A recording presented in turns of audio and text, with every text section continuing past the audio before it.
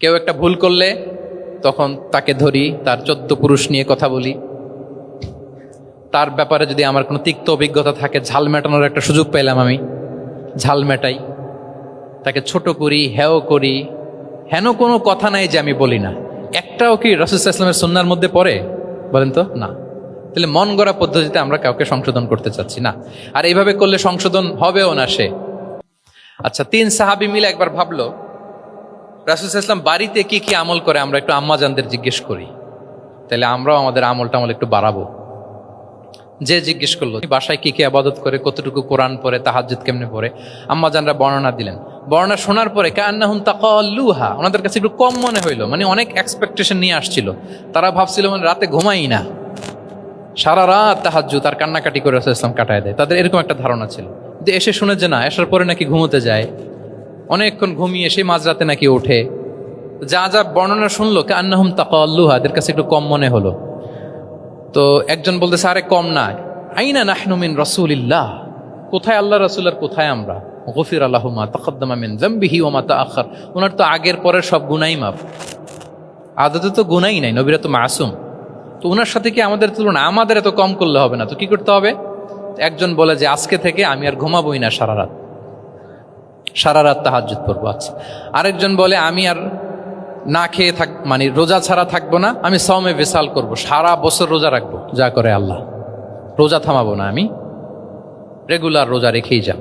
আচ্ছা, আরেকজন বলে আমি আর আমার স্ত্রীদের কাছেই যাব না, আমি সন্ন্যাসী জীবন নিয়ে নিলাম, আমি সন্ন্যাসী থাকবো, স্ত্রীদের সাথে মেলামেশাতে এই আমি যাব না, আমি এটা থেকে বিরত থাকবো। এই কথা যখন রাসূল সাল্লাল্লাহু আলাইহি ওয়াসাল্লামের কানে গেল, রাসূল সাল্লাল্লাহু আলাইহি ওয়াসাল্লাম রেগে গেলেন। রেগে গিয়ে সাহাবীদেরকে জড়ো করলেন, জড়ো করে তিনি বলতে আরম্ভ করলেন, তিনি বললেন আনতুমুল্লাযীনা কুলতুম কাযা ওয়া কাযা, আচ্ছা তোমাদের মধ্যে কে কে নাকি এরকম এরকম বলছে। সুবহানাল্লাহ। তিনি বলতে পারতেন, এই আব্দুল্লাহ স্ট্যান্ড আপ, দাঁড়াও, আব্দুর রহিম দাঁড়াও, এই আব্দুল সাত্তার তুমি নাকি বলছো যে সারা রাত, এটা একটা কথা বললা তুমি নাকি বলছো যে সারা বছর রোজা, এটা তুমি কি কথা বলতো, ভুল কাজ করছো, এটাও জানো না তুমি নাকি বলছো স্ত্রীদের সাথে মিশবা না। এরকম যদি Abdullah, Abdur Rahman, just for example, এইভাবে দাঁড় করিয়ে যদি নাম ধরে ধরে বলতেন, ওনারা সাহাবীদের সামনে লজ্জিত হতেন না? না, আনতুমুল্লাযীনা কুলতুম কাযা ওয়া কাযা, এটাই রাসূল সাল্লাল্লাহু আলাইহি ওয়াসাল্লামের কাউকে কারেক্ট করার, তাসহিহ করার অভ্যেস ছিল। মা বালু আকওয়ামিন ইয়াকুলুনা কাযা ওয়া কাযা, মাঝে মাঝে বলতেন মা বালু আকওয়ামিন ইয়াফআলুনা কাযা ওয়া কাযা, তোমাদের মধ্যে কেউ নাকি এমনটা বলে, তোমাদের মধ্যে কেউ নাকি এমনটা করে। কই আমি তো রাতে ঘুমাই আবার সালাত পড়ি, কই আমি তো রোজা রাখি সোম বৃহস্পতি, বাকি দিনগুলোতে খাই, কই আমি তো আমার স্ত্রীদের সাথে মেলামেশা করি। এই সব কিছুকে ব্যালেন্স করেও তো আমার নবুয়তির তো আমার কোনো সমস্যা হয় নাই, আল্লাহ ভীরু হতে তো সমস্যা হয় নাই। ওয়াল্লাহি ইন্নী লা আখশাকুম লিল্লাহি ওয়া আতকাকুম লাহ, আল্লাহর শপথ আমি তোমাদের চাইতে আল্লাহকে বেশি ভয় করি, আমি তোমাদের চাইতে বেশি মুত্তাকি। তারপরেও এরকম ব্যালেন্সড লাইফ লিড করাতে আমার তো কোনো সমস্যা হয় নাই, তোমাদের কেন সমস্যা হলো, তোমরা এটা কোথায় পেলে? ফামান রাগিবা আন সুন্নতি ফালাইসা মিন্নি, জেনে রাখো আমি যে স্ট্যান্ডার্ড ঠিক করে দিয়েছি এটাই সর্বশ্রেষ্ঠ ইবাদত, এর বাইরে যে কেউ যদি কিছু করে আমার সুন্নতের বাইরে, সে আমার দলভুক্ত হতে পারবে। সুবহান।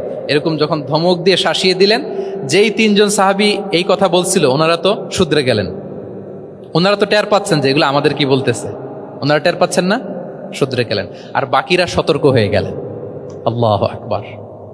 সো এটা হচ্ছে কারেক্ট করার নিয়ম। এখন আমরা কি করি, কেউ একটা ভুল করলে তখন তাকে ধরি, তার 14 পুরুষ নিয়ে কথা বলি, তার ব্যাপারে যদি আমার কোনো তিক্ত অভিজ্ঞতা থাকে, ঝাল মেটানোর একটা সুযোগ পেলাম, আমি ঝাল মেটাই, তাকে ছোট করি, হেয় করি।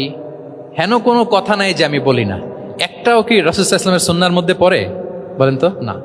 তাহলে মন গড়া পদ্ধতিতে আমরা কাউকে সংশোধন করতে চাচ্ছি না, আর এইভাবে করলে সংশোধন হবেও না। সে মানবিক কারণেই তার ইগোইস্টিক প্রবলেম চলে আসবে, যে সে আমাকে ছোট করলো, আমার নাম ধরে সে এত মানুষের সামনে অপমান করলো, সে হয়তো শুধরানোর যে রাস্তাটা ছিল ওইটাও বন্ধ হয়ে গেল। ঠিক কিনা বলেন? তাহলে রাসূল সাল্লাল্লাহু আলাইহি ওয়াসাল্লাম এভাবে শুধরাতেন। আর তামিম ফি তাসওয়িবিল আখতা, কারো ভুল শুধরাতে গেলে ইন জেনারেলি শুধরাতেন, যাদের শুধরানোর তারা শুধরে যেত, বাকিরা সতর্ক হয়ে যেত।